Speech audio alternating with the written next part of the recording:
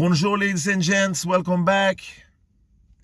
We had two upsetting days at Roland Garros yesterday and on Sunday. We saw many upsets. We saw Gal Monfils crash out. We saw Fabio Fognini crash out. We saw Bonan Coric crash out. We saw Alex de Minaur crash out. We saw Aliassime crash out. We saw Murray crash out. We saw Medvedev, one of the top seeds here, crash out. But are we really surprised that Fognini and Gal Monfils crashed out in this tournament? No, we are not. Because I've talked about them many times before. In this video, I'm gonna go off. I'm gonna spit what I have to say. I'm gonna take what's inside of me and just ventilate, because normally I usually praise tennis players, and when they made a terrible match, I will tell them. But in this video, I'm not gonna be kind and hold my words back. I'm gonna go off, especially on the clown Gal Monfils and the clown Fabio Fognini, because these two guys, they are top 10 ranked players. But what are they doing? Gal Monfils is an expert of beating himself. A guy that is among the most inconsistent tennis players I've ever seen. If you look pound by pound of his talent, his strength, his physique, his shot-making skills, he is surely one of the most inconsistent players of all time, together with Grigor Dimitrov, Fabio Fognini, and especially a guy like Fabio Fognini, who has defeated Nadal on clay. I think he has done it more than once. A guy like him should step in to a Grand Slam and not lose to a player like Kukushin and be bageled in the fourth set and have a break point up in the third set. Not a break point, and lose. Fabio Fognini and Gal Monfils, when they play solid, great quality tennis, when they are in the zone, they are among the best watchable players in the world. You just enjoy, even if you're in the front of your screen at home, or if you are at the stadium watching them. It's a joy. It's a privilege to watch them go beast mode when they deliver tennis like gods. But they have a dark side, and that dark side shows up a little bit more often than the great sides of them. That's why none of them have reached the Grand Slam finals. Fognini have won his maiden Masters last year at Monte Carlo. He beat Nadal there. And a guy like Gal Monfils have won 10 titles in his life. I made an argument in one of my previous videos a couple of months ago that Gal Monfils always starts the year great, in great shape. He won 2 titles in the beginning of the season. He had plenty of match points against Novak. I forgot how many it was, if it was 4 or 5 or 6 match points, but he choked. He couldn't deliver. He just beat himself. He's an expert of beating himself, this Gal Monfils. I call these two guys clowns, because I've said that many times to my friends, it's not worth their talent that they perform like this. It's not okay. I'm very disappointed in them. Now you're going to say, all right, he has won 10 titles. He has reached 2 Grand Slam semifinals in his career. But when? 2008 in Roland Garros, on his home soil, he should have done a better performance against a guy like the guy he lost to. I forgot his name. It was Bublik. Bublik played without a public, and he still won. He didn't have the support, Gal Monfils. But anyway, if you have reached 2 Grand Slam finals at US Open 2016, at French Open 2008, won 10 titles, beat major of this biggest player, maybe not the big three. He has lost 17 out of his 17 attempts against Novak Djokovic. He has lost 15 matches against Nadal and won 2 of them. He has beaten Roger a couple of more times, 4 times, but lost 10 times. And he has never defeated these guys in Grand Slams. He beats them, and then the match after he does a terrible performance. So I'm very frustrated of see a waste of talent like Gal Monfils and Fabio Fognini, because Fognini and Gal Monfils, they are magicians on court. They have everything, every shot in the book. They have a great backhand, both of them. They have a great shot making skills. They have great physique. They have great stamina. They are moving well around the court. They are strong physical players. But yesterday he could barely duel. Even though he created many winners, Fognini, he didn't deliver in the clutch moments. And if you look at the stats of Gal Monfils, he won 64 out of his first serve scene, 43% of his second serve scene. He only won 22% of Bublik's first serve scene and 49 of his second serve. And that's where he lost the match. Together with these 58 unforced errors, he hit 41 winners, but that's not okay. And he did 12 double faults a la Zverev. 12 double faults. Have you seen a tennis player that has done 23 double faults in one single match? Gal Monfils has done that against a Korean guy or an Asian guy in a match. 23 double faults. Because he's lazy, he's inconsistent. Some players are still waiting for his big breakthrough. But they will wait. That will never come. So he doesn't use great tactics, Gal Monfils. He's a showman, and he's gonna be remembered to be for everybody to be a showman. Nobody's gonna think that he has reached to Grand Slam semifinals or won 10 titles. He'll probably won more titles, but not major titles. And Fabio Fognini, a guy that is, when he's on and in the zone, just look at what he has done to Nadal. Who can outplay Nadal? How many players have outplayed Rafael Nadal? Not many. We have seen Roger a couple of times. Novak. We have seen Kyrgios do it, but one-hit wonders doesn't count. We have seen Fognini do it a couple of times. So I'm very disappointed at these two guys' level. Fognini lost to Kukushkin. He was a break up in the fourth set. He won the second set. He won 59% of his first serve scene and 49% of his second serve scene. He only won 32% of Kukushkin's returns when he served and 36% of his second serves. And he got bageled in the fourth set. A bagel on clay. Come on, man. Kukushkin, solid player, but not a bagel. He did like 15 or 16 unforced errors in the first set. In the third set that went to a tiebreak, I think he did like 15 unforced errors. It's not okay. You can't give 3 points like that. And Gal Monfils, he's finished in my eyes. Him, Dimitrov, Cilic. But Cilic has achieved something compared to these guys. And the same goes with Nishikori. Berdych, Tsonga, they did what they did.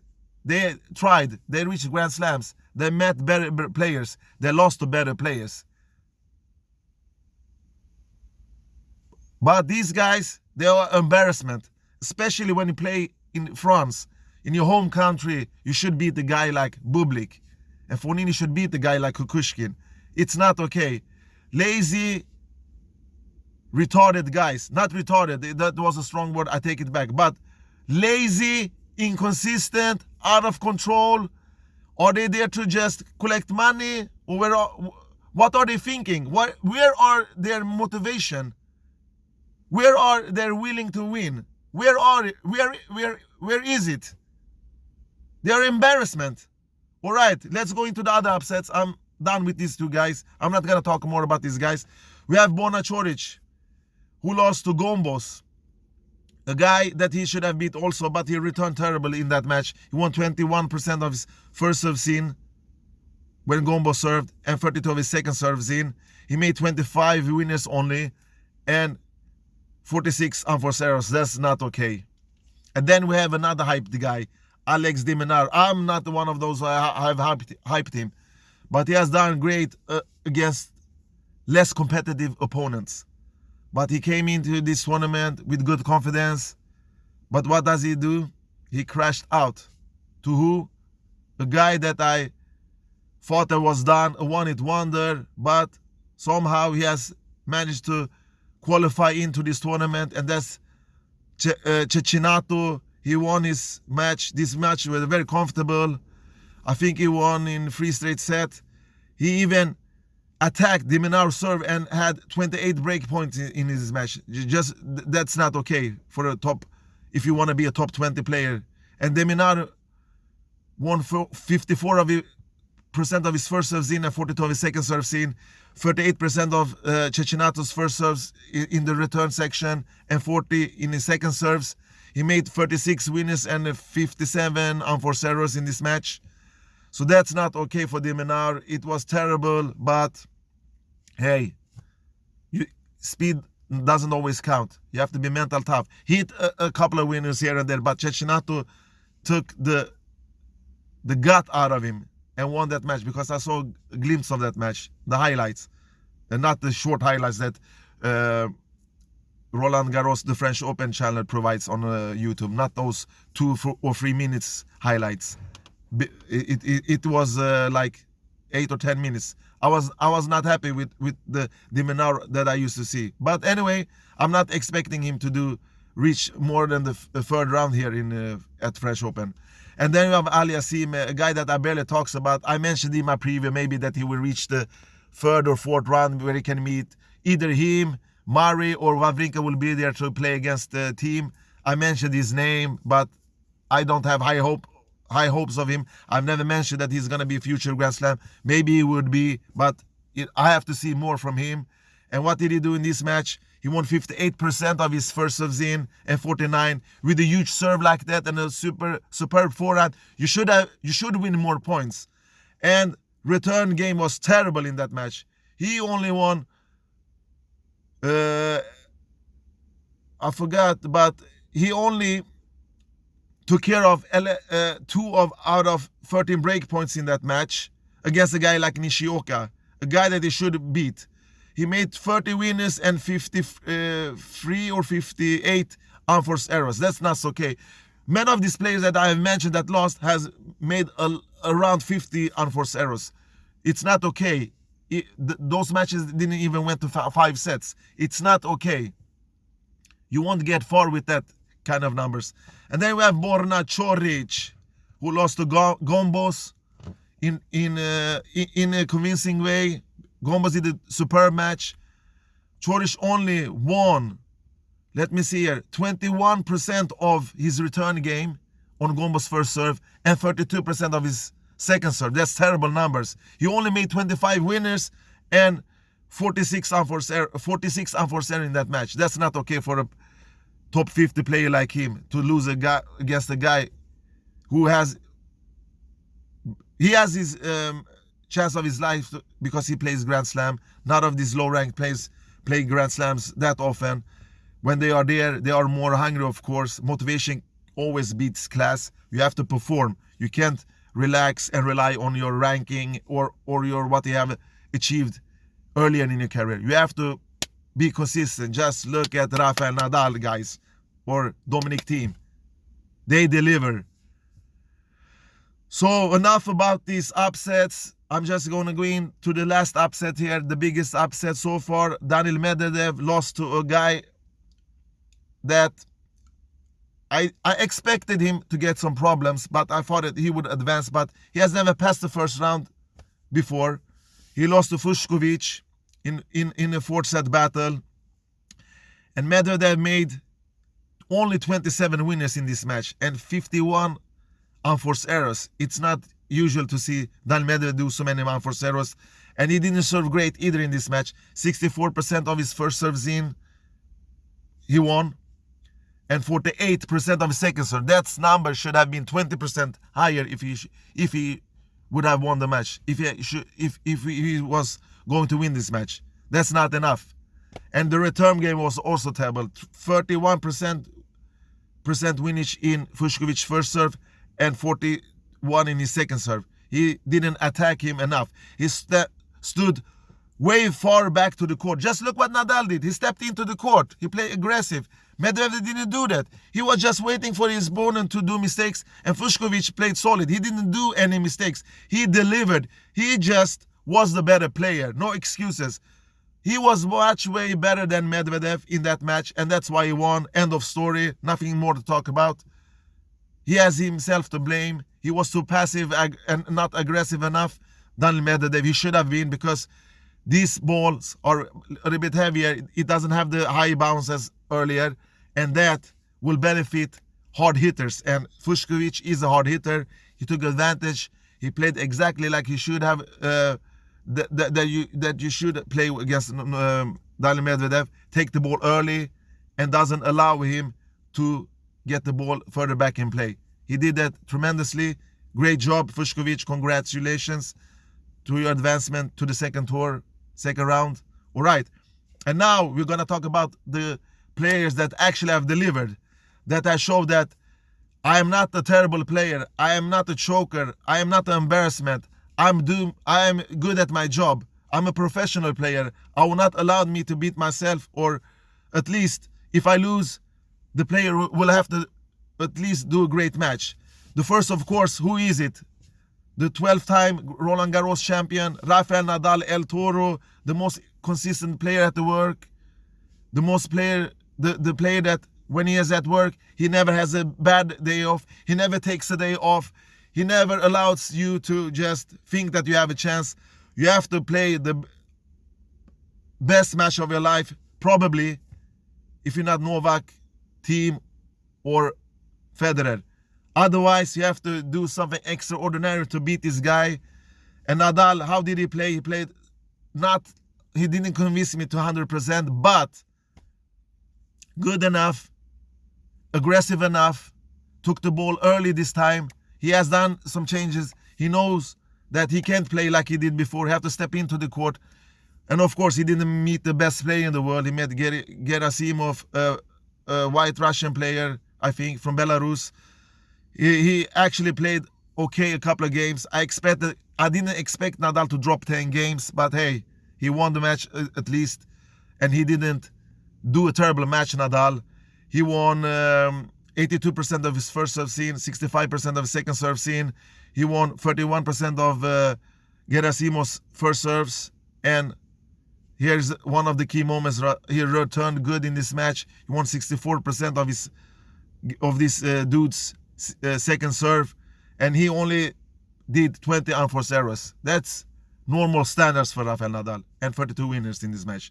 So Rafael Nadal, he stepped into the court. He played aggressive. He approached the net 11 times, succeeded 6 times. He tried to do something different that he usually does. But against Nadal, you have to take the ball early. You have to go for the trigger earlier. And Nadal was not that patient in this match. He showed that he's aggressive. He hit his forehand much harder than he has done than he did in Rome.